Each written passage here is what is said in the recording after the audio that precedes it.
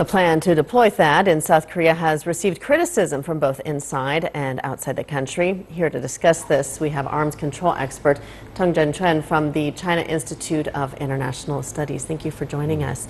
Now, the U.S. claims the missile defense system is intended to protect South Korea from possible attacks by the DPRK, but China and Russia see a military threat there. What do you think the U.S.'s agenda is? Geographically speaking, actually, this is one part of the global missile defense program of the United States. Actually, the U.S. initiative is missile defense deployment in Europe, and as we have witnessed in Romania, Poland, and also in Asia-Pacific region, I'm sure South Korea is one of the most important points to deploy such a system. If we look at the map, we can find the U.S. has already deployed the THAAD system in Alaska and Japan, and there might be another deployment in the Philippines. So I think this is actually a global plan by the United States. And if we look at the position, actually this time the deployment of THAAD in the South Korea does not, include the capital area, which has at least 20 million citizens. So why, such a big plan? I think there are several reasons.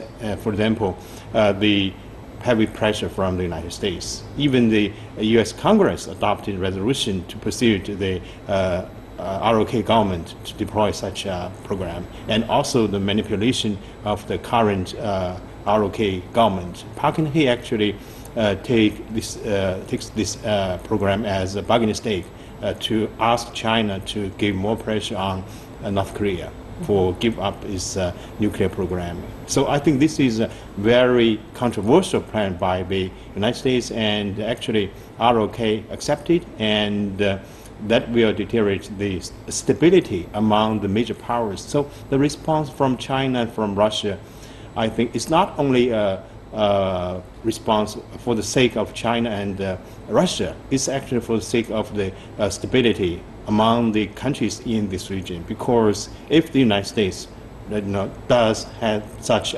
capability, I mean strong offensive capability and efficient protection capability, that will give the United States a chance to use these capabilities casually. That will deteriorate the situation and the stability in this region. Now, many South Koreans are worried that the deployment would hurt economic ties with China. Now, a free trade area is in the works, plus South Korea benefits from Chinese tourism. How do you see prospects for relations if that finally settles near China's doorstep?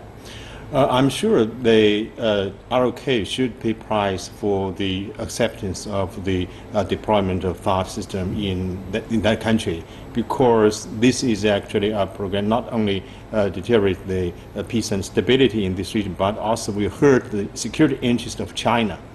And since the normalization of relations in 1992, we have witnessed the fast development of trade relations and also people-to-people exchanges. You mentioned just now, a lot of Chinese prefer to pay visit to Seoul and to have a big buy there. So this is actually a win-win cooperation in recent years between the two countries. But I think security should be the most important part when we're talking about the international relations. And China will rethink about the policy or attitude toward ROK, and also to address the importance of security in this region for the sake not only of China but also all the countries concerned.